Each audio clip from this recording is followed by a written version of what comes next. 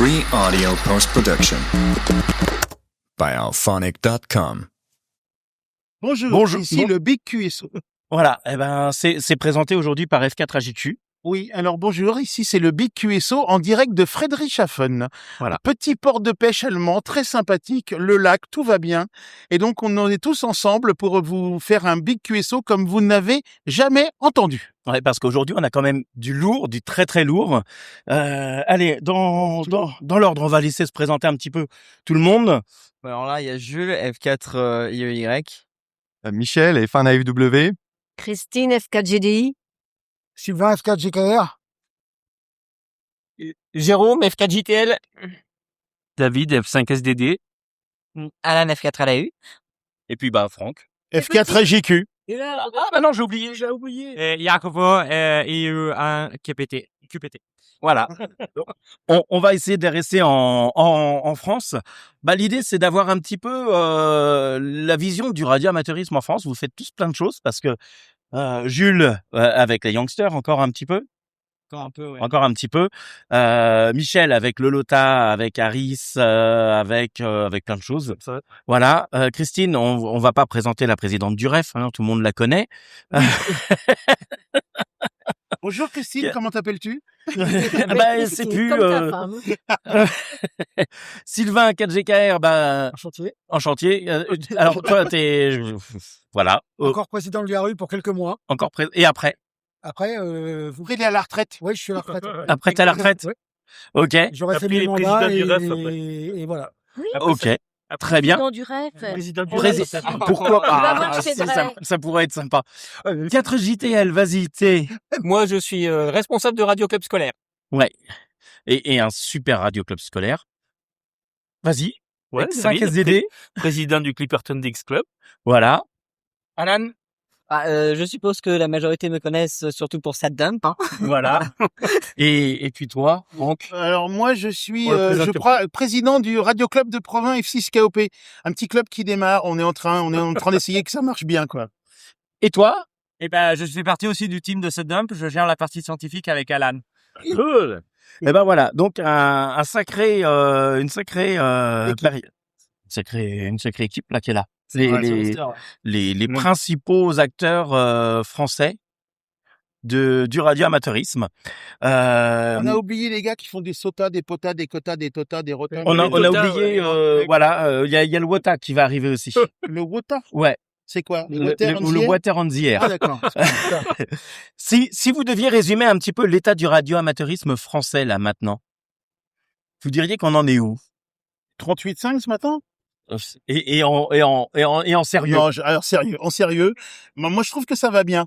Je trouve qu'on a trouvé un bon truc là. Les jeunes s'intéressent plus au radioamateurisme qu'il y a quelques années.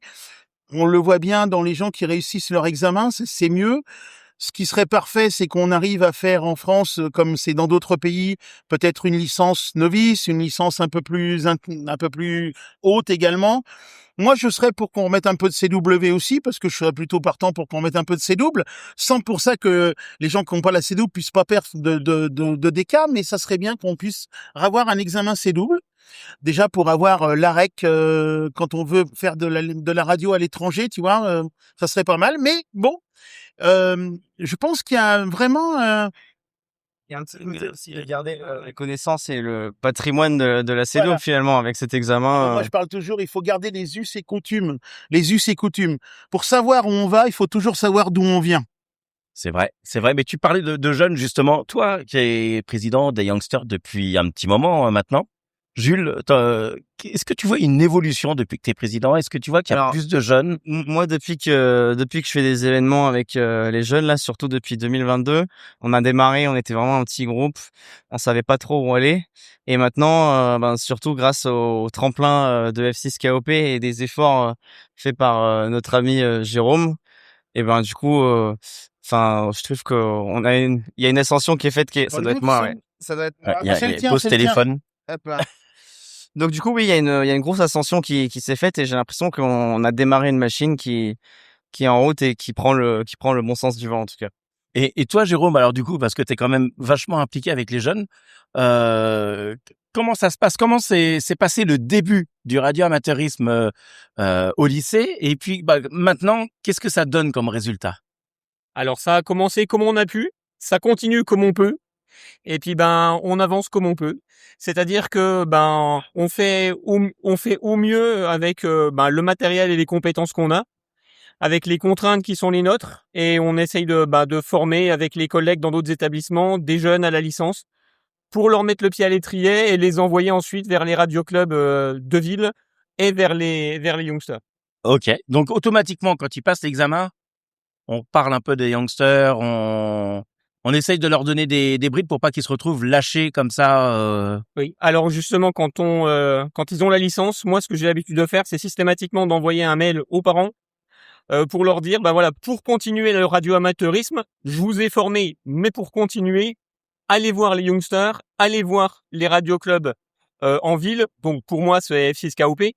Parce que c'est des bons endroits pour continuer à apprendre, je dirais même pour commencer à apprendre une fois que la licence est en poche. Ouais, tout à fait. Et puis à la limite, c'est aussi le LOTA. Le LOTA, ça a été un projet qui a été fait avec Michel. T'étais pas tout seul, mais là aujourd'hui t'es tout seul pour le LOTA, on va dire. Et puis il y avait Christine qui était derrière, qui a signé cette convention. Il y a quoi? Il y a 3 ans maintenant. Alors justement, non, je suis justement pas tout seul pour le LOTA, et encore moins tout seul à Friedrichshafen, puisque effectivement, on fête aujourd'hui, c'est notre anniversaire de 3 ans. On a 3 signé ans, ça a été signé. une mission commune entre l'AMSAT francophone et le réseau des émetteurs français. Et puis, je vois qu'aujourd'hui, il y a d'autres comme Jérôme qui parlent d'activités qui peuvent s'associer aux Learners and the Year.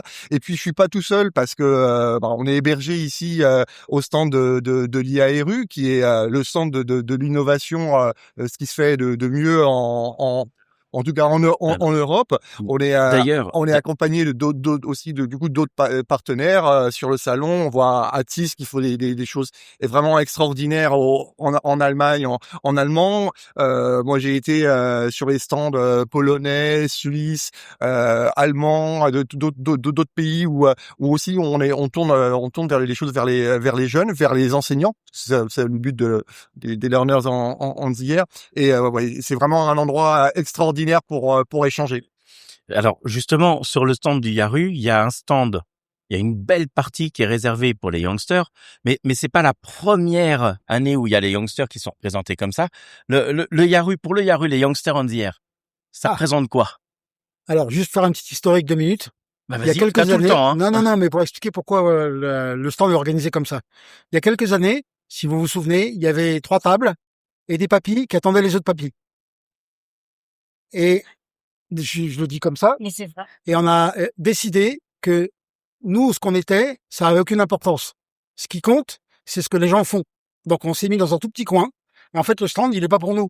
Il est pour ceux qu'on héberge et qu'on veut montrer. Dont les jeunes, dont des projets comme SatDump, dont des projets open source divers. On se dit, ce qui compte, c'est ce qui fait bouger la communauté. C'est pas les gens qui sont des gratte-papier dans leur coin. Moi, je suis un gratte-papier. Je gère la logistique. Mais la logistique, elle sert à des gens comme vous qui animaient des trucs.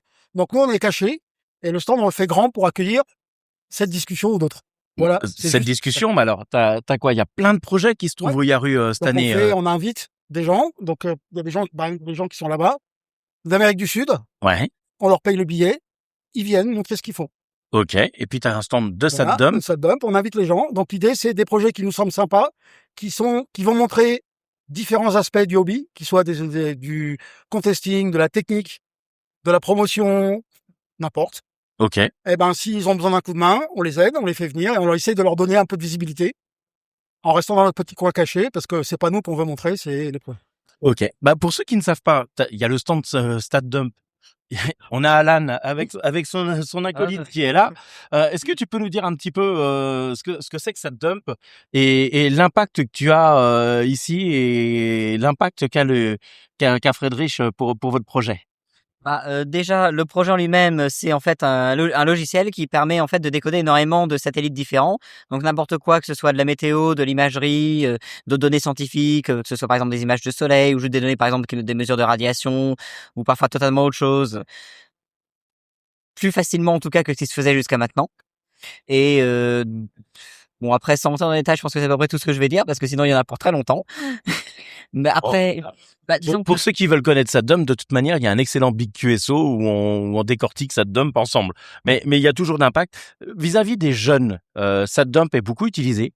La majorité de ceux qu'il y a sur les groupes qu'on a sur Internet, que ce soit sur Matrix ou autres, sont des jeunes, même souvent très jeunes, c'est-à-dire souvent même en dessous de 18 ans en fait. Hein. Voilà.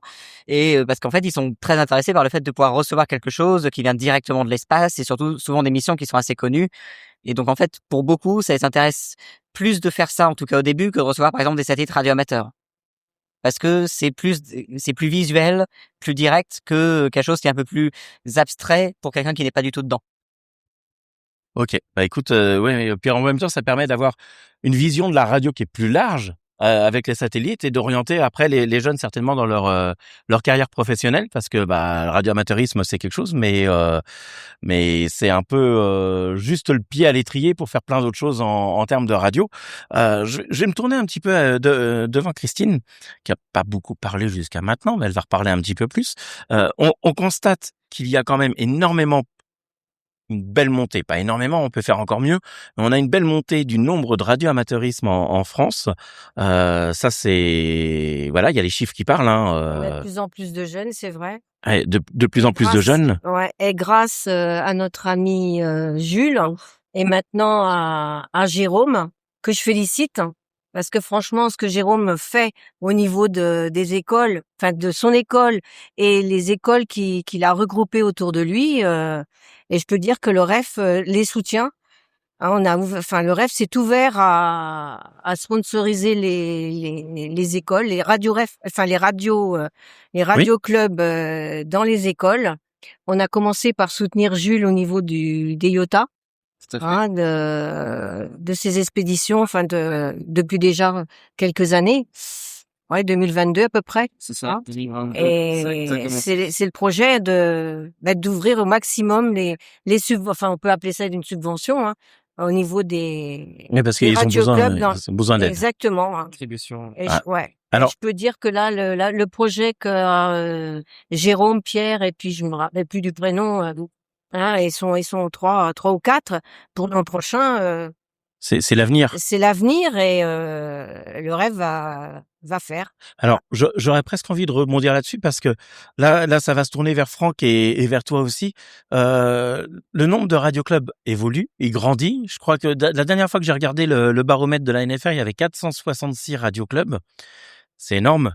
Bon, à ça, on va atténuer un petit peu parce que il y a les radioclubs qui n'existent plus ou Il y en plus a qui actifs. n'existent plus. Il y a les rêves départementaux qui sont quasiment plus actifs. Moi, si tu veux, je ne parle pas de radio club, je parle plutôt d'association. D'accord. Parce que c'est pas parce que tu n'es pas radio club que tu peux pas former des jeunes. Alors, former. Former. Oui, former. Oui, mais un radioclub ne fait pas que former, ils accompagnent aussi, oui, ils accompagnent, ils encadrent, ils concourent. Mais une association peut faire le même travail. Tout à fait. Donc, un radioclub, c'est une association. Ah oui, 1901. Et tu as des associations qui ne sont pas radio-club, donc qui sont aussi, tu as des radioamateurs dedans. Exactement. Est-ce qu'il y en a assez en France? Ah, mais on n'a jamais assez. Il n'y a peut-être pas assez de bons, je sais pas. Ça de qu'ils bon font pas assez. Enfin, que le travail n'est pas fait en présence de mon avocat. Que le travail n'est pas fait au maximum. Non. Parce que le boulot des radios, enfin des responsables d'associations de radio, enfin ou de radio club, c'est d'accompagner les jeunes au maximum, de leur montrer tout. Oui. Pas uniquement de faire passer la licence, mais de leur montrer aussi à trafiquer, à écouter. C'est la base de tout de toute façon. Ah, moi je pense. Justement, je reviens là-dessus parce que on forme beaucoup de radioamateurs. On a une belle ferme un bel incubateur de futurs radioamateurs, mais on forme des gens à passer un certificat, un diplôme.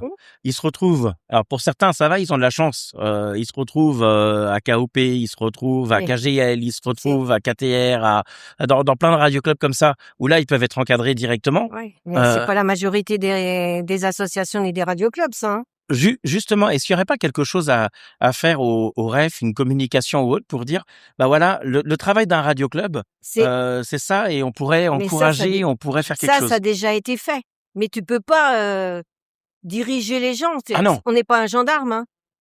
Non, non. Non. Mais C'est pour ça que c'est au sein des associations, des anciens. De toute façon, dans tous les associations ou radio club, tu as des anciens. Oui. Donc c'est à eux de faire le travail aussi.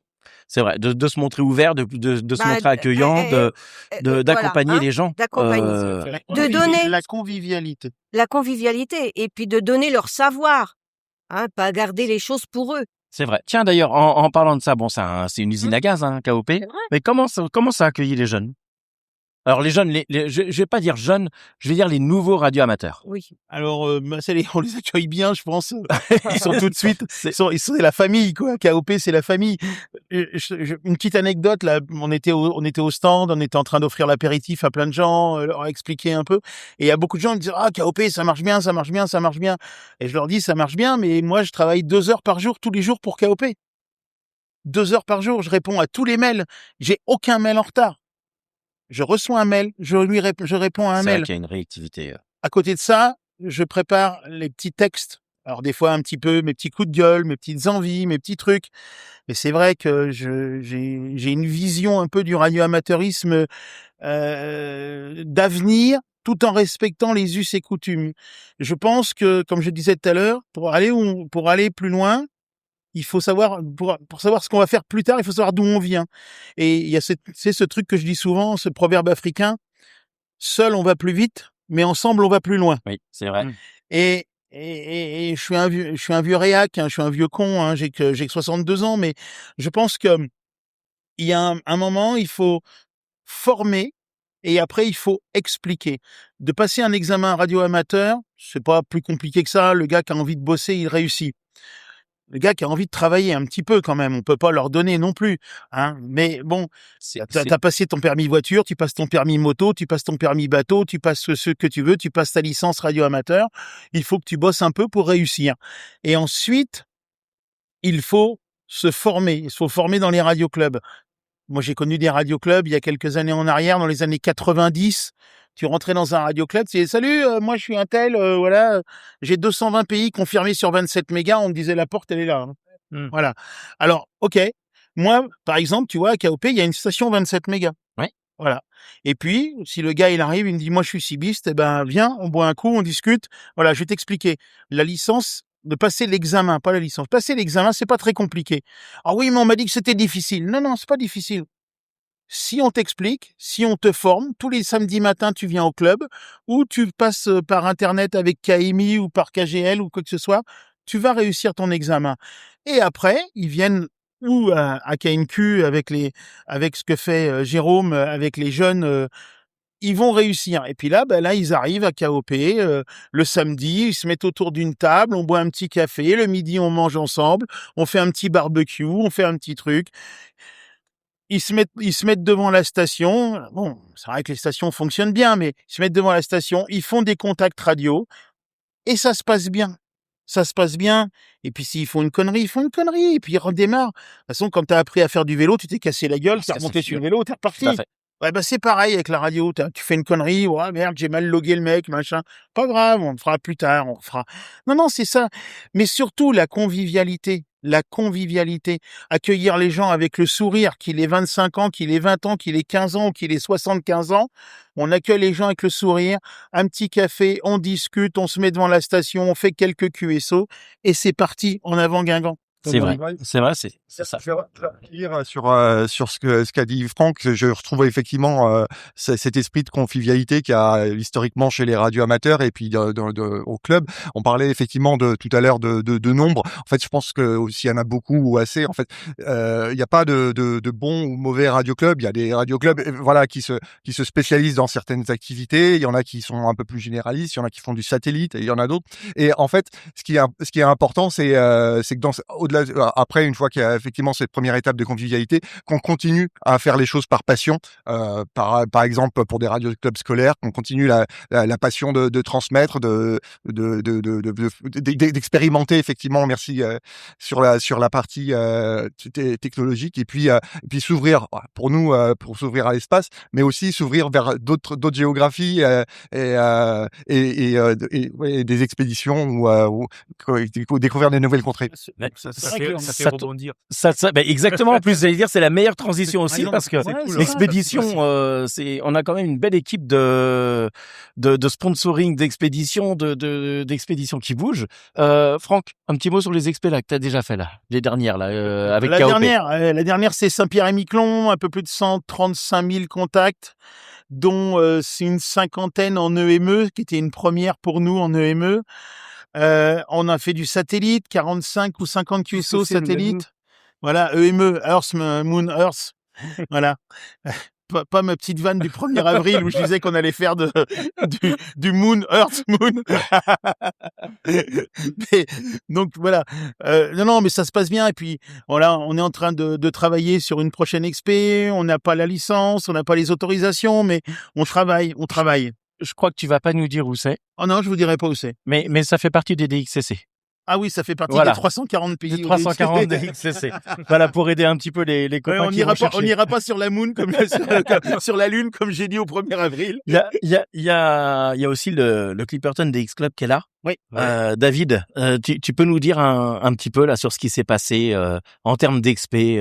Ces 6 premiers mois parce que on est fin juin là. Ces 6 premiers mois, en fait, on a beaucoup d'expéditions qu'on finance, en fait, parce qu'il y a beaucoup de personnes qui partent. Et souvent, ce qu'on fait, maintenant, c'est que on essaye de voir s'il y a des jeunes. Souvent, c'est cet intérêt-là qu'on a des radio clubs et tout ça, c'est qu'ils nous disent tiens, cet opérateur, il est vraiment très très bon, il est excellent. Et cet opérateur, on va pouvoir le prendre avec nous sur la prochaine expédition. Donc Okay. déjà, ces trucs-là, c'est vraiment très important. Et puis après, nous, on finance, en fait, la plupart du temps, on finance les expéditions VP0, 3Y0. Justement, on aide les VP0. VP0 SG, c'est la prochaine expédition qui aura. C'est pas nous, hein. Non, C'est pas nous.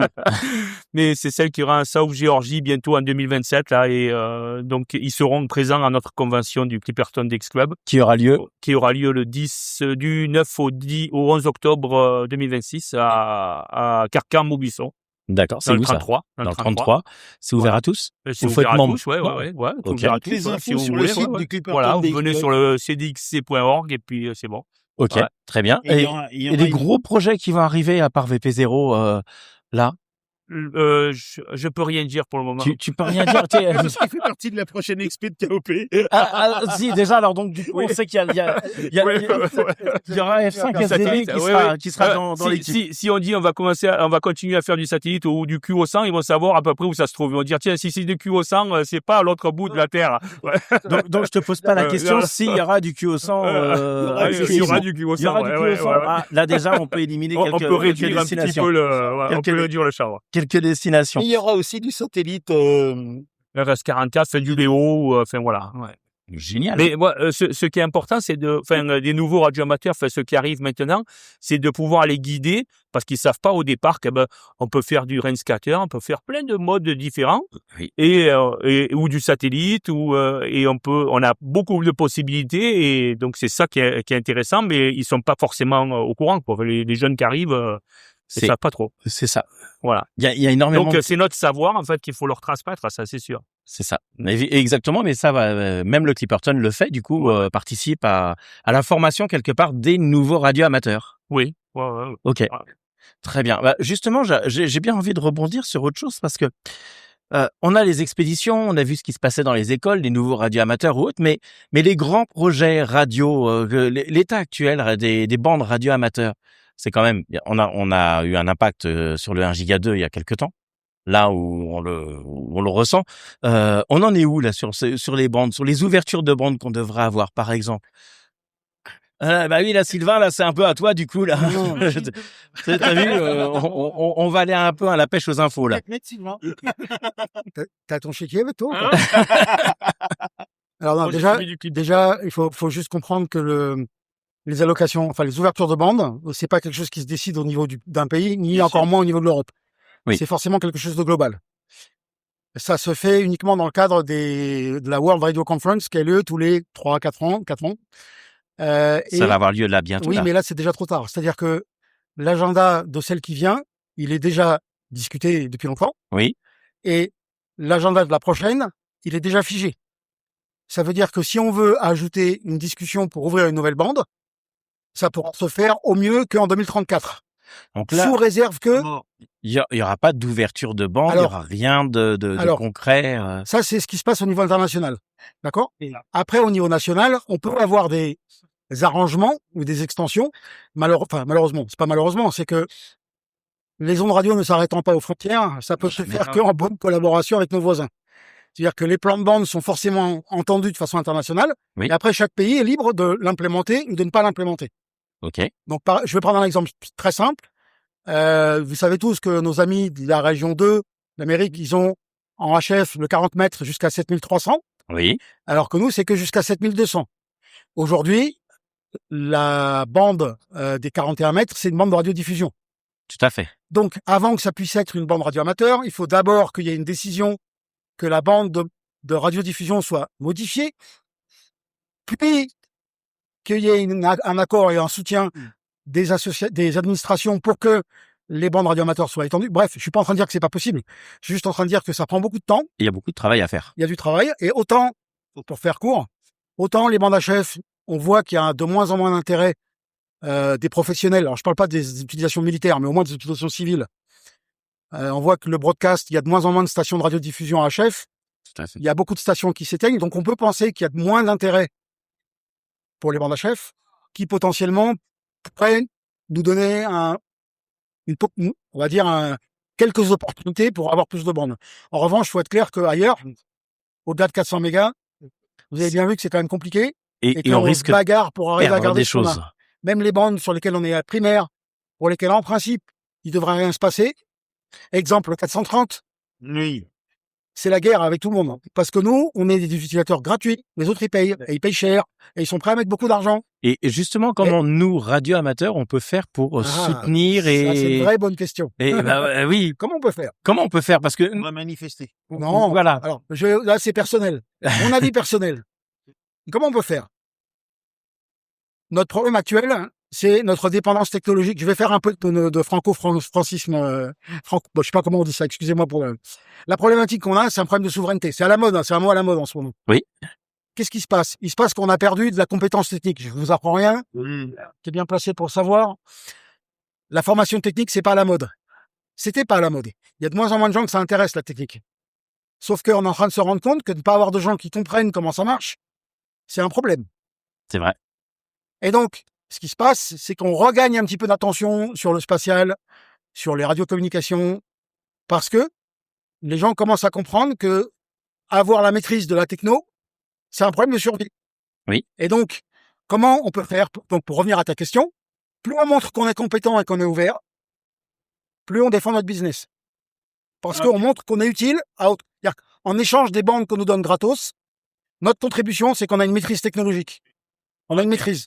Donc, plus on montre, plus on aide. Je prends l'exemple des communications d'urgence. Pareil, c'est un exemple. Mais plus on montre qu'on a une maîtrise techno et qu'on sait ce qu'on fait et qu'on le fait de façon responsable, plus on a des chances de maintenir nos bandes. Donc, la promotion dans les écoles, la promotion technologique, l'engagement des jeunes, le spatial sont typiquement des trucs qui font de la bonne com, qui montrent qu'au-delà d'être juste des gens qui font joujou à faire du contest, c'est pas péjoratif, c'est vraiment qu'on a une autre valeur ajoutée, et que cette valeur ajoutée-là, elle mérite qu'on ait des bandes gratuites et qu'on continue. Tout le monde peut faire des contests, mais pour les gagner, il faut être technicien. Il faut être très bon. Oui, bien sûr. Il faut être très bon. Tout le monde peut faire un footing le dimanche, mais pour gagner un marathon, il faut s'entraîner beaucoup. Voilà. Moi, j'ai arrêté le footing. Oui, moi aussi. Hein. Moi, j'ai même pas commencé. Cette année, on a eu quand même un beau changement. Je pense que c'est quelque chose quand même qui est à souligner. C'est la NFR qui a changé son logiciel d'examen. Est-ce qu'on a un retour sur les J'ai pas de retour sur ça. T'as pas de retour? Pour l'instant, on n'a pas de recul assez. Ça fait que 2 mois que c'est. Pour l'instant, ça fait que 2 mois, on n'a pas de. Je sais qu'il y a un nombre de radioamateurs qui ont été sélectionnés pour aller checker le nouveau logiciel de la NFR là. Pour le passer l'examen, Jean-Luc, là, notre cher formateur FCGPX en fait partie. Pour l'instant, il nous a fait des retours qui sont quand même assez sommaires. Ouais. De ce que je comprends, le contenu reste le même. Il y a juste véritablement un changement d'interface. En ce qui concerne la mise à jour des bases de données de questions, pareil, ça a l'air de rester figé et encore un peu flou, sachant qu'il y a des exemples où il y a des questions qui sont quand même pas à jour, qui vont rester dans la base. Et donc, heureusement, Jean-Luc est au courant de ces questions et quand il nous prépare l'examen, il dit attention, si vous avez cette question, il faut pas répondre la vraie réponse, il faut répondre l'ancienne parce que c'est l'ancienne qui est toujours valable. Donc, il y en a plein des petites comme ça, mais voilà, pour l'instant, de ce que j'ai compris, le contenu base ne change pas, c'est surtout côté visuel qui va être action. C'est effectivement le côté visuel. Après, j'ai remarqué quand même un sacré changement sur cet examen-là, et c'est rien peut-être pour nous qui avons l'examen, mais pour une personne qui passe son certificat, il a la chance de pouvoir commencer maintenant par de la technique ou de la réglementation. Il est plus imposé pour passer d'abord la réglementation et ensuite la technique. Et d'un côté, je commençais à me poser la question, moi, de me dire, finalement, ils vont peut-être commencer la technique, qui est quand même un peu plus dure que la réglementation, et perdre cette partie-là, du coup. Et finalement, je me suis aperçu que ça les mettait plus à l'aise. Je suis un peu plus à l'aise en technique ou en réglementation. Je pars sur quelque chose où je suis un peu plus confiant, et je trouve qu'il y a déjà ce petit plus. En tout cas, la NFR bouge, parce que ça devait être mis à jour. Oui. Donc c'est déjà quelque chose. Reste plein de choses à voir. Ils sont un petit peu plus ouverts, on va dire. Ça commence. C'est vrai qu'on a de bonnes relations avec la NFR, ils sont plus ouverts quand même. La preuve, le démarrage là de la nouvelle présentation, c'est sûr qu'il y a encore beaucoup de choses à faire. Hein. C'est un bon départ. Hein. Ils sont pas fermés, ils sont. Sylvain, tu voulais rajouter quelque chose? Je veux juste rajouter un truc à propos du programme de la licence. Oui. Vous savez tous que la licence qu'on passe en France, qui est la licence AREC, est basée sur ce qu'on appelle le syllabus en anglais, c'est-à-dire le corpus de questions qui commence. Certains le jugent assez ancien, c'est dépassé. D'autres jugent qu'il est trop compliqué. Bref, vous t'avez parlé tout à l'heure de la question des novices, de la licence novice. Justement, on en est où de ça? Alors justement, le problème qu'il y a avec la licence novice, excuse-moi, je me rapproche un peu. Non, mais vas-y. C'est qu'il y a en fait pas de consensus au niveau des différents pays de la CEPT. C'est-à-dire que certains pays disent il faut pousser à mort la licence novice à aide. Tu prends par exemple la Belgique, tu prends par exemple les Anglais. Oui, c'est l'ON3, je crois. Donc ils ont des classes spécifiques. Ça pose deux problèmes. Le premier, c'est que par définition, cette licence-là, elle n'est pas interopérable. C'est-à-dire que si tu obtiens une licence novice en Hollande ou en Belgique, tu peux pas opérer en France. Oui. Puisque c'est pas une licence AREC. Donc ça, déjà, ça pose un certain nombre de soucis. Et donc, il y a une première discussion qui est d'essayer de faire une actualisation de la licence AREC, déjà. Oui. Il y a un deuxième sujet qui est de se mettre d'accord sur un programme de licence novice pour que dans certains cas, il puisse y avoir une interopérabilité entre les pays. Ça, c'est un sujet, c'est vraiment une patate chaude. Très bien, ça. Parce que d'un pays à l'autre, t'as vraiment les extrêmes. T'as des gens qui sont 100% pour, des gens qui sont férocement contre. Ok. Et donc là-dessus, on a essayé au niveau de l'IARU d'arriver à avoir un consensus. On n'a pas réussi jusqu'à présent. Et là, depuis le début de l'année, il y a un groupe de travail qui s'est réuni, qui a essayé de dire si on devait faire une mise à jour de la licence AREC, à quoi ça ressemblerait? Quel serait le nouveau corpus de questions? Ils ont bossé dessus. Justement, ça serait quoi alors? Alors moi, j'ai pas le détail en tête, si tu veux, je sais pas, mais en fait, ce que j'ai compris, c'est qu'il y a une introduction de sujets qui sont des sujets un peu plus récents, qui sont un peu plus compliqués, qui sont des sujets de traitement du signal, des sujets de SDR d'un côté, d'enlever un certain nombre d'autres choses, de rééquilibrer par rapport à ce qu'est la technique actuelle. D'accord. D'une part. Et d'autre part, de prévoir une partie de questions qui soit plus considérée comme tout le monde comme étant compatible avec une licence novice. Donc le groupe de travail, son boulot, c'était de dire si on devait faire une mise à jour de cette licence, qu'est-ce qu'on aimerait y trouver? Ça, c'est quelque chose qu'ils vont présenter bientôt. Il y a un deuxième sujet qui est si on veut qu'il y ait une réforme au niveau de la CEPT, de ce cadre légal, ça peut pas être ou la France, ou la Belgique, ou l'Allemagne qui peuvent le faire seuls. Il faut aller voir tous ensemble la CEPT et tous ensemble dire voilà ce qu'on veut. Sinon, il va jamais rien se passer. Donc, aujourd'hui, où est-ce qu'on en est là-dessus? On a la force. Voilà. Donc, on a notre assemblée générale qui est prévue en septembre. Ok. Et à cette assemblée générale, il est prévu qu'il y ait des propositions qui soient faites pour décider qu'est-ce qu'on fait. Maintenant qu'on s'est mis d'accord sur un contenu de corpus de questions, alors plus ou moins, on n'est pas rentré dans le détail, si tu veux.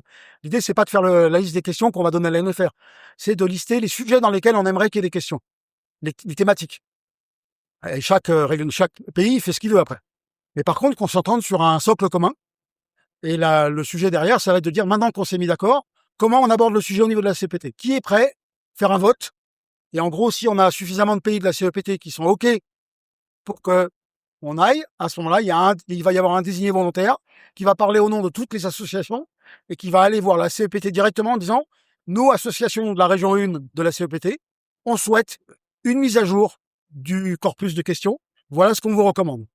Pour l'instant, il n'y a pas encore de consensus. Donc, la prochaine étape, c'est que les gens se mettent d'accord sur comment aborder le problème. Si tu veux, je vais citer personne parce qu'ils sont autour de nous, les pays du coin. Certains sont vraiment farouchement, mais vraiment complètement opposés.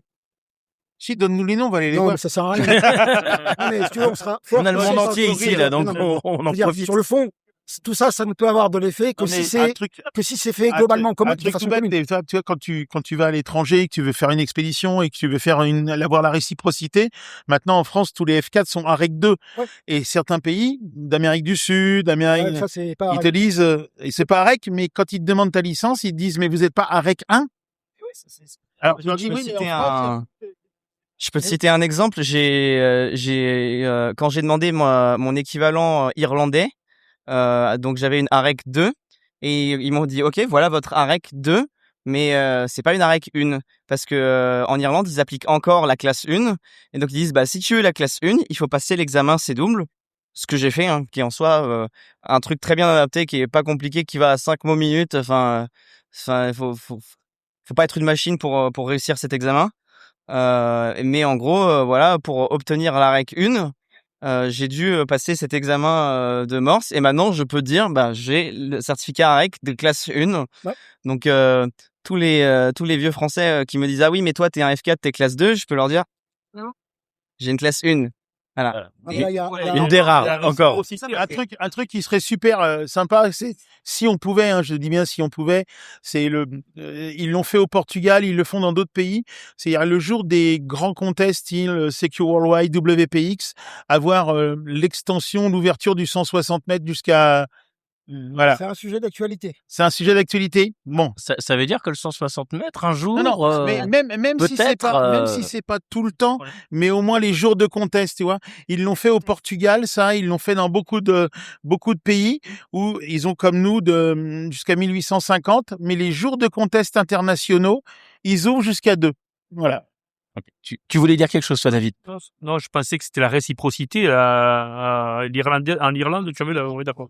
La règle classe 2 a fonctionné, mais ensuite, pour avoir une classe 1, il fallait que je puisse passer l'examen. Voilà. Ah, tiens, vas-y, Jérôme, reprends. Oui, alors, je voulais, si c'est possible, rebondir sur l'intervention de Christine tout à l'heure à propos des relations avec la NFR. Parce que dans les établissements scolaires, on forme beaucoup de monde.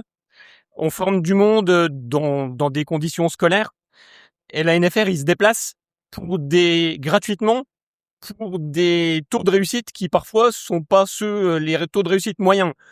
Et ça permet de donner leur chance à beaucoup de jeunes. On a parfois des surprises, des jeunes qui l'ont préparé un petit peu en cachette et qui réussissent à obtenir leur examen, qui en tirent un vrai bénéfice pour leur orientation sur Parcoursup, pour leurs études dans le supérieur aussi après. Et pour leurs études professionnelles. Et donc, je crois que les relations avec la NFR, c'est vraiment super et je crois qu'il convient vraiment de les remercier parce qu'ils se déplacent pour parfois pas grand-chose, en tout cas pas grand-chose vu de leur point de vue, mais ça change vraiment beaucoup de choses pour nos jeunes. Et en fait, c'est ce genre d'action qui a l'air d'être peu rentable quand on le regarde comme ça, mais qui en réalité a un impact absolument considérable. Donc, voilà. Je pense que ça, c'est vraiment, il faut vraiment saluer ça et le plus possible le conserver tant que ce sera possible. Et remercier Jean-Louis DGL, remercier Jean-Louis F5DGL qui travaille énormément là-dessus. Il travaille sur quoi? Avec la NFR. D'accord. Pour les relations REF, NFR et école. Et puis surtout, ce qu'il faut bien dire, c'est que le radioamateurisme amène beaucoup de choses, c'est-à-dire amène une formation pour tout, mais surtout les langues, la géographie, l'espace, l'informatique, l'électronique. Enfin, je pense que et puis c'est le seul examen, comme on dit souvent avec Jérôme, où tu es autodidacte. Il y a pas vraiment de formation précise. Il y a une formation, mais il y a une vraie formation. Et quand tu vois que les gens sont quand même tous autodidactes, moi j'ai un CAP de cuisinier, j'ai passé mon examen radio-amateur. Tu as des gens qui sont plombiers, qui sont radio-amateurs. Tu as des gens qui sont ingénieurs, qui sont radio-amateurs. Mais il y a un peu de tout. Et moi je sais que je n'aurais pas cette notion de géographie, d'avoir appris quelques mots dans plein de langues différentes si j'avais pas été radio-amateur. C'est vrai que ça ouvrait énormément de portes. J'entends parler de licence novice, enfin de certificat novice, parce qu'en France on passe un certificat maintenant. Ça plairait en France. Il y aurait un impact pour nous, une réelle plus-value pour les nouveaux radioamateurs, enfin pour les futurs radioamateurs. C'est beaucoup demandé. Alors maintenant, est-ce que ça serait un vrai impact? Je pense que oui. Peut-être. Vas-y. Moi, On a essayé de faire une enquête dans la CEPT, enfin dans les pays de l'Union européenne, d'essayer de chiffrer cet impact justement parce qu'il y a beaucoup d'associations qui se posent la question de se dire est-ce que ça apporte quelque chose? C'est assez difficile à chiffrer. La réalité, si tu veux, c'est que c'est bien c'est une porte d'entrée. Donc cette première porte d'entrée, elle est utile que si la société radioamateur derrière, le monde radioamateur, il accompagne les gens à aller plus loin. Voilà. c'est ça. Donc le problème, c'est que tu facilites l'entrée, mais c'est pas parce que tu es rentré plus facilement que tu restes plus longtemps. C'est-à-dire que pour que, in fine, ça profite à la communauté d'un pays, à la communauté radioamateur, il faut que derrière, il y a des gens, ce que tu disais tout à l'heure, qui sachent les accueillir, les accompagner. Sinon, ils sont rentrés, ils ont essayé, c'est facile, puis au bout de 5 minutes, bref, aucun intérêt. Il y a quand même aussi quelque chose qui se passe, qui est réel hein, sur les passages de certificats. Il y a de plus en plus de personnes. Alors, je pense que ça doit être des étudiants ou autres qui passent le certificat AREC, mais ils ne vont pas jusqu'au bout. Ils ne vont pas jusqu'à demander l'indicatif. Et Dans les étudiants, beaucoup. C'est typiquement le cas dans mon école sur les premiers jets, les premiers examens où la NFR est venue. Il y a beaucoup de jeunes qui ont passé le certificat parce que grâce à l'effort qui a été mis dans mon école d'ingénieur là à SC Paris, on a carrément une unité pour les 3e à 5e années qui est dédiée à la licence radio amateur finalement et à tous ces domaines. Et du coup, au départ, on faisait pas forcément valider, on mettait pas forcément le passage on mettait le passage de la licence dans les critères de validation, mais pas forcément l'obtention de l'indicatif. Et comme finalement ça intéressait plus ou moins de jeunes et pas forcément tout le monde, et ben en fait ils allaient jusqu'au bout du truc, ils passaient leur examen et après plus rien. Ils faisaient pas la demande. Et donc du coup, pour corriger un petit peu ce problème et pousser un peu plus loin la personne, maintenant l'obtention de l'indicatif est un critère, parce que je connais aussi des gens qui étaient avec moi à F6 KGL qui ont passé leur licence mais qui n'ont jamais demandé leur indicatif. Et donc malheureusement, je pense qu'il y a encore énormément de gens qui sont dans cette zone grise, qui ont passé leur licence mais qui n'ont jamais fait la demande. Alors oui, j'ai eu la raison, j'ai le même problème au lycée, hein, des élèves qui obtiennent leur licence, hein, qui ont bossé, qui ont écouté en cours ce qu'on a fait, qui ne demandent pas leur indicatif une fois obtenu la licence. On en a quelques-uns. Et en fait, il est apparu que, à mon avis, la clé du problème, c'est de rendre le radio-amateurisme cool. Alors on y travaille, les jeunes du Radio Club sont vraiment très actifs dans le lycée pour essayer de rendre ça attractif, pour montrer que si on fait des choses vraiment sympas dans les radio clubs, qu'on s'ennuie pas, c'est pas juste un truc sinistre avec 3 vieux dans un radio club qui se racontent leurs histoires de service militaire. C'est quelque chose de vraiment cool, on fait des choses vraiment très intéressantes. J'étais réformé. Et dans les lycées, ça a un impact, mais ça prend du temps. Ça va se résoudre. Je dirais, ça va se résoudre en devenant cool. Et justement, tiens, en parlant de ça, est-ce que ça a donné la vocation à des SWL de passer le pas et d'aller sur du radioamateurisme, Alan? Il y en a 2 juste là qui sont actuellement à WL, qui comptent passer une licence. D'accord, ils ont découvert cette dump et ça leur a Oui. donné envie d'aller plus Bah, loin. Donc le satellite, c'est Puis même vraiment une moi- porte d'entrée. Même moi-même, lorsque quand je me suis remis à faire du satellite et tout ça, je ne connaissais même pas vraiment le monde radioamateur du tout, puisqu'on n'entend jamais parler, même dans les milieux assez techniques en fait. Donc c'est en faisant du satellite et en rencontrant des radioamateurs qu'au bout d'un moment, ça m'a intéressé, puis que j'ai passé la licence, etc. Ok. Même chose pour moi. Moi, j'étais pas radioamateur quand j'ai commencé à bosser sur ce dump, et maintenant, j'ai un indicatif. Je fais très rarement des QSO, mais je suis quand même radioamateur parce que la radio, c'est un monde qui est très vaste. Donc, même si on est géologue, on fait de la science avec des satellites, on passe le temps sur le PC ou sur les montagnes, c'est toujours de la radio, et c'est ça la chose qui est la plus belle à part de la radio, selon moi. Ça fait plaisir d'entendre des jeunes parler comme ça. On en reparlera dans 10 ans. Tiens, justement, oui, Franck. C'est pas possible, dans 10 ans, on aura 75 ans. Par contre, toi, Franck, moi, j'aurais pas 75 ans dans 10 ans. Mais, Si, moi, quand en tout cas, héros. moi, en tout cas, merci beaucoup pour cette table ronde, ici, à Frédéric Schaffen. Et puis, effectivement, cet échange qu'on a, finalement, de tous les bords de la communauté radioamateur française. Et en fait, du coup, j'entends, effectivement, pas mal de choses sur, aussi ce qui va pas, sur certains points. Mais en tout cas, j'entends quelque chose assez finalement de commun sur la transformation de notre passion.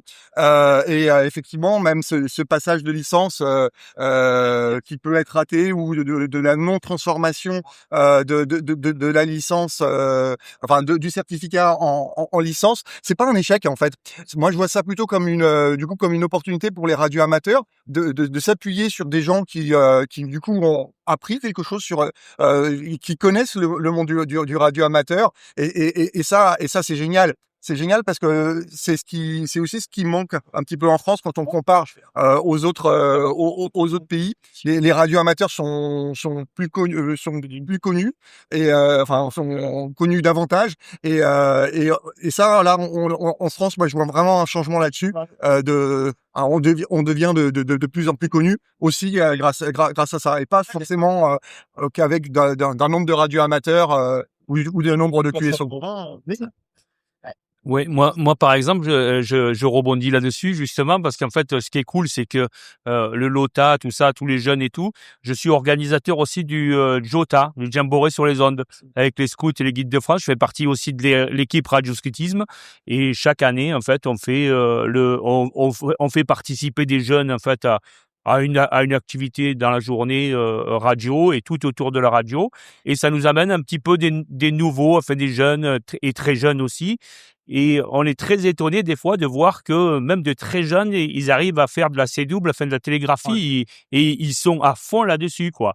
La plupart du temps, ils pourront confirmer, je veux dire, les écoles et tout, quand on leur montre quelque chose, des petits exercices en télégraphie, ils sont à fond sur la télégraphie, et ils vont faire beaucoup de télégraphie, et ils sont très forts, ils arrivent à décoder. Un peu la promotion de la télégraphie au sein des jeunes et différents événements.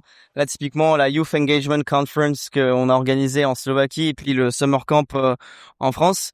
J'ai animé des petites présentations sur comment ne pas apprendre la C-double, finalement. Et en fait, avec plein d'outils modernes aujourd'hui qui nous permettent d'avoir une vision qui est plus actuelle du code Morse, en tout cas, plutôt que des vieilles plateformes qui donnent pas envie déjà d'apparence. Donc effectivement, comme tu disais, Dimitri, le visuel joue aussi beaucoup. Et là, on implémente aussi des mécaniques de gamification qui sont très fortes, surtout en télégraphie. Et les jeunes aiment vraiment beaucoup ça. Et moi, je suis très content de voir que en sortie du Summer Camp en France, sur mon Am Alert, je vois des indicatifs que je n'avais jamais vus avant. C'est très gratifiant. Ouais, je suis content parce que en fait, le radioamateurisme français devient de plus en plus cool. C'est ça ce que moi je vais retenir de cette session de Frédéric Schaffen, c'est qu'on devient de plus en plus cool là, en mettant en place des choses.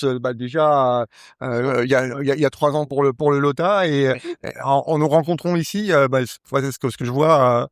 Donc j'espère qu'on pourra se revoir dans moins de 3 ans, peut-être même dans 10 ans, on continuera à se croiser autour de la dame. Alors, je voulais rajouter une chose, c'est qu'en fait souvent on m'a dit ouais, ça sert à rien de leur montrer la radio, enfin des exercices de radio, tout ça. C'est pas forcément pour ça qu'ils vont devenir radioamateurs. Je dis non, mais j'aurais planté une petite graine si tu veux. Et qui poussera, et peut-être dans 10 ans ou 20 ans, un jeune qui a vu ça et qui connaît ça, parce que forcément, il connaît peut-être pas au départ. Donc, quand on leur montre, ils disent, ah oui, ben, peut-être je vais en faire mon métier, ou alors je vais faire radio-amateur, ou voilà. Mais voilà, c'est ça, c'est quand même grâce à des gens comme Jérôme qui aiment la radio et qui aiment l'expliquer à ses élèves, hein, qui donne envie aux élèves. C'est ça. Non, mais c'est vrai, il a la passion et puis il le transmet bien, hein. Mais je pense que c'est pas toujours pareil dans chaque lycée ou école. On n'a pas toujours des radioamateurs comme Jérôme. Alors déjà, il y a pas que moi, hein, il y a quand même pas mal, on est plusieurs, hein, quand même. Faut quand même penser aux collègues. Et c'est surtout que je pense que, comme diraient des présidents de radio club que je connais, la vraie richesse des radio clubs, c'est avant tout les membres. Et dans les radio clubs scolaires, c'est vraiment ça qui compte. C'est les jeunes qui font le radio club. On met une impulsion au début de l'année. On leur fait de la réception de satellites, on leur fait un petit peu de chasse au renard, un petit peu de morse. Mais en fait, très rapidement, c'est eux qui prennent le contrôle. On fait plus qu'accompagner. C'est eux la vraie richesse. Et je pense que c'est ça le cœur du truc. Et là où se joue le radioamateurisme, c'est chez les membres que ça se joue. Et je crois que c'est le grand enseignement que j'ai retenu de mon arrivée à KOP, parce que c'est aussi la mentalité de KOP. Et vraiment, c'est ça qui compte. Chez les jeunes, c'est les jeunes qui font le radioamateurisme. Alors, pour terminer un petit peu, si tu voulais rajouter. Un radio club sans ses membres, c'est pas un radio club. C'est pas moi qui fais KOP. Des fois, on me dit, ah, mais t'es là, c'est pour ça que ça tourne. Non, c'est pas moi qui fais tourner KOP, c'est tous les gars qui sont autour de moi. Je pourrais pas tout faire, je pourrais pas tout réaliser, et c'est une équipe. Je dis toujours KOP, c'est une équipe. C'est Christian qui va faire les comptes du club, c'est Laurent qui va bricoler et faire les courriers. Moi, je vais faire un peu de lobbying. Jérôme va s'occuper des jeunes, et sans tout ça, et puis on a notre copain Jérôme qui va nous faire griller le cochon le 18 juillet, quoi, tu vois. Enfin, c'est le rendez-vous, le prochain rendez-vous. C'est le prochain rendez-vous de KOP, quoi. C'est ce qu'il disait, quand on est plusieurs, on va plus loin. Bien, voilà. Tout à fait. Et KOP, c'est un excellent exemple à ce niveau-là. 235 adhérents, ouais. Tu voulais dire quelque chose? Non, je disais que c'était plus proche comme rendez-vous que dans 10 ans, ouais. Ah oui, 18 juillet, mais c'est là où il faut être. Le 18, alors pourquoi pas? Il y aura un podcast peut-être, puisqu'il y aura David qui sera là en tant que président du Clipperton. Il y aura 5e JV qui sera président de l'UFT qui sera là et qui est membre du CA du REF. Malheureusement, madame la présidente du REF ne sera pas là. Pourtant, elle connaît bien KOP. Elle a déjà visité plusieurs fois. Si ma reine n'avait pas été une semaine plus tard, j'y serais voilà. allée. Et puis, il y aura, on sera 110 personnes autour d'un ou deux, voire 3 cochons grillés. Voilà. Là, on va se régaler. Et puis, vous pouvez encore réserver jusqu'au 1er juillet. Hein. Bon, bah voilà, tu vas avoir du monde là maintenant qui va réserver en plus. 2 petits mots sur le REF là, à l'heure actuelle. Combien de membres à peu près? 4300 membres. Sur 16 000 radioamateurs. Ah non, pas 16 000 radioamateurs. Pour moi, 14 000. 14 000. C'est pas mal. Ça serait déjà bien. Qu'est-ce que foutent les autres? Il faudrait peut-être qu'ils arrivent quand même. Justement, le REF, ça apporte beaucoup de choses. Si tu devais présenter le REF à quelqu'un qui ne connaît pas le réseau des émetteurs français. Déjà, le REF, c'est national et c'est ce qui défend les bandes. Oui. Auprès de l'IARU, n'est-ce pas, hein? Alors, et c'est l'argent des membres qui aide à défendre les bandes, puisqu'on paie quand même une cotisation. Oui. Hein? Ça sert, je vais pas dire au service QSL parce que là je vais me faire tirer dessus. Non, on parlera pas des QSL. Mais si ça marche aussi, c'est aussi un tremplin. Je pense que ça c'est un tremplin. Mais bon, faut quand même, vu l'ère qu'on est maintenant, il faut aller vers le numérique. Hein, les QSL papier, peut-être pour des bonnes SP. Hein, avoir des belles QSL, ok. Mais pour le tout venant, qu'on Ah, se serve du... je pense que la carte QSL a encore quelque chose de magique, moi, personnellement. Je dois pas être le seul Alors, à penser ça. alors, moi, je suis Euh, d'accord avec toi. Si c'est vraiment une QSL, une belle QSL, et pas une QSL où que le gars a fait 10 QSO en FT8 sur la même bande. oui, on va pas parler de D'accord? FT8, non, on va pas parler. Ah non, non, mais ça fait partie du service Ah ben QSL. oui. Et moi, je suis désolée. Il y a un mois à peu près, on a reçu un carton de 4 kilos de QSL pour les États-Unis, que du FT8, d'une même personne. Ah ouais. Avec des multi. C'est un coût de 120 € à expédier. Alors, sur une cotisation de 49 €, faut pas qu'on ait ça tous les 2, 3, Tout le temps, ça 4 c'est mois. clair Hein. que ça doit rester Hein, vraiment il faut quand exceptionnel. même. Mais le rêve, c'est pas Mais le rêve, juste c'est pas des que cartes. ça. Heureusement. Non, on a C'est quoi d'autre? l'assurance, au niveau des antennes. Enfin, l'aide juridique. Hein. Aussi. Il y a plein de projets que Mais il y vous a plein. supportez. Ah, mais oui. Alors là, moi, je les ai plus du tout en tête, mais dans le rapport moral du mois de avril, Oui. t'as tout le détail de ce qu'a traité Jean TKBJZ. C'est un peu le Et représentant c'est... de notre activité Oui, au point de vue national. C'est le rêve. il défend beaucoup d'affaires Il au défend niveau. les rues, hein, il faut dire les choses. Ouais. Bah oui, c'est le seul adhérent puisque de mémoire. Alors si il me regarde là, Sylvain me regarde. Bien Si je me aidé, trompe, bien je suis sur aidé. un terrain glissant. Mais Non, de bien aidé. mémoire, je crois que le seul cotisant, le seul adhérent au Yaru en France, Alors, c'est le REF. statutairement, il peut y avoir qu'une seule association par pays. Oui.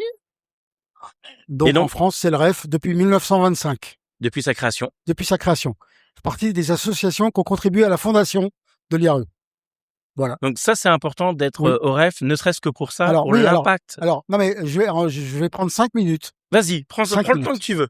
Non, mais juste, on parlait tout à l'heure des bandes. On parlait tout à l'heure non, mais très brièvement. Non, je déconne. On parlait tout à l'heure de nouvelles bandes.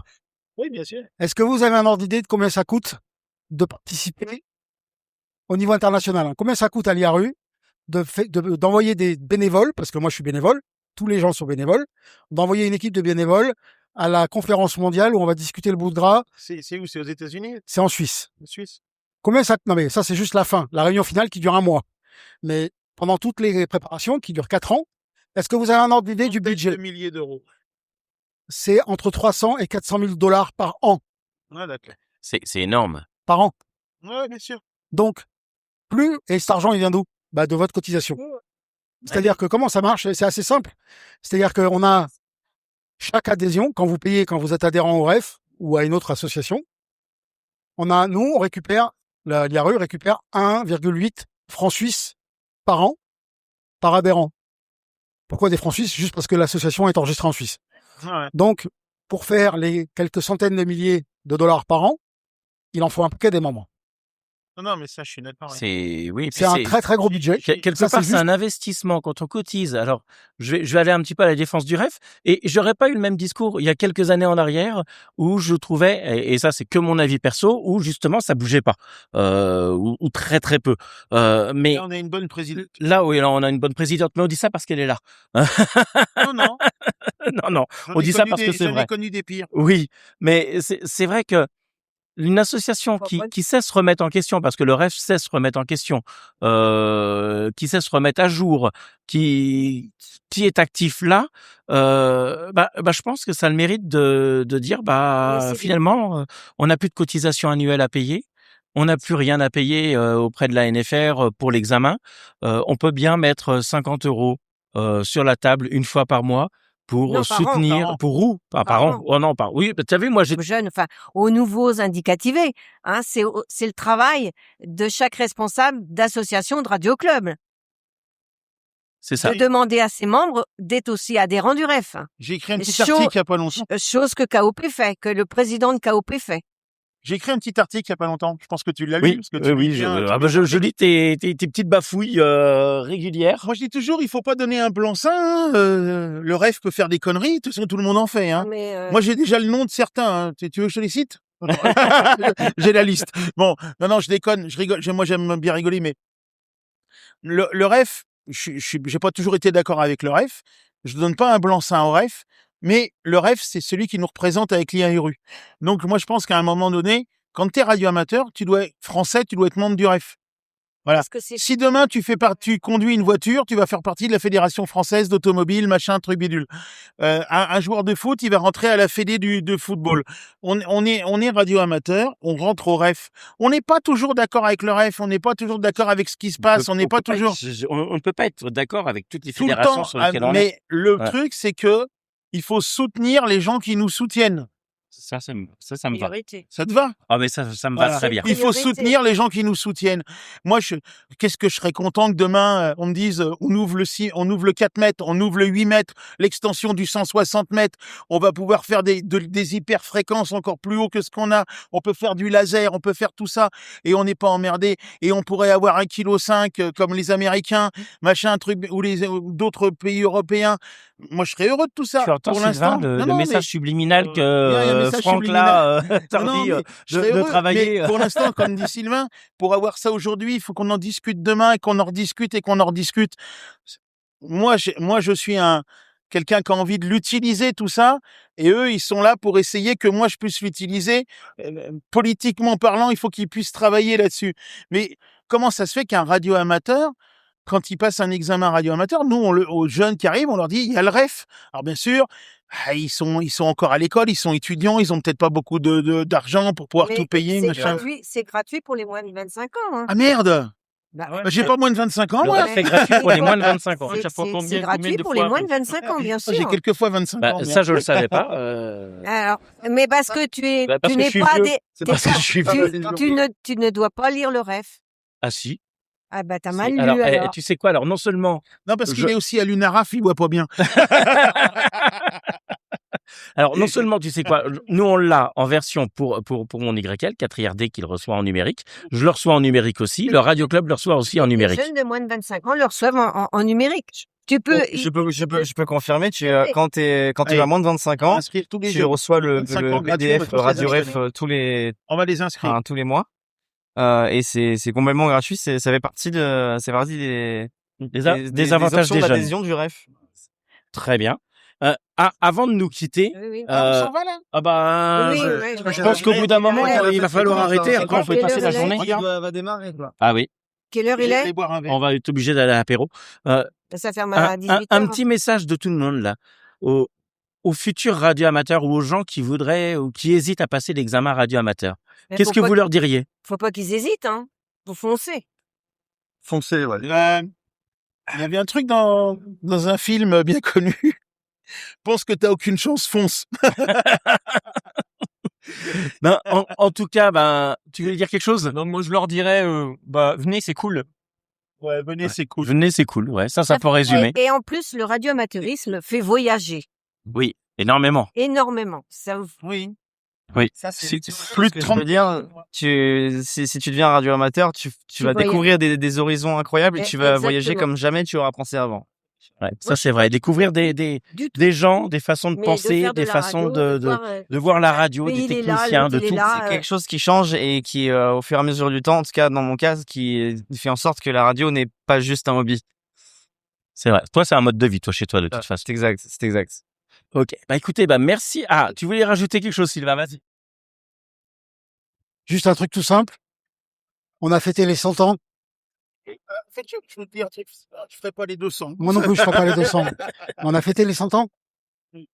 Combien il y a de domaines technologiques qui ont su survivre à 100 ans de changement? Vous en connaissez beaucoup? Non, on est toujours là. Ouais. Donc je crois qu'il faut pas s'inquiéter. Si c'était pas intéressant, on serait déjà mort.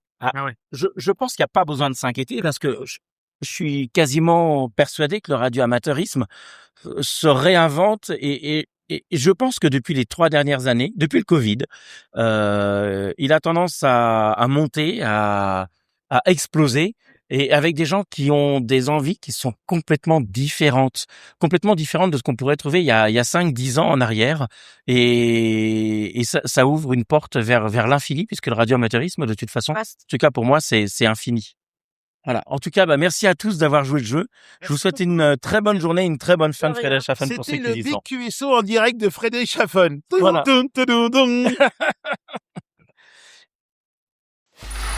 Free audio post-production by alphonic.com.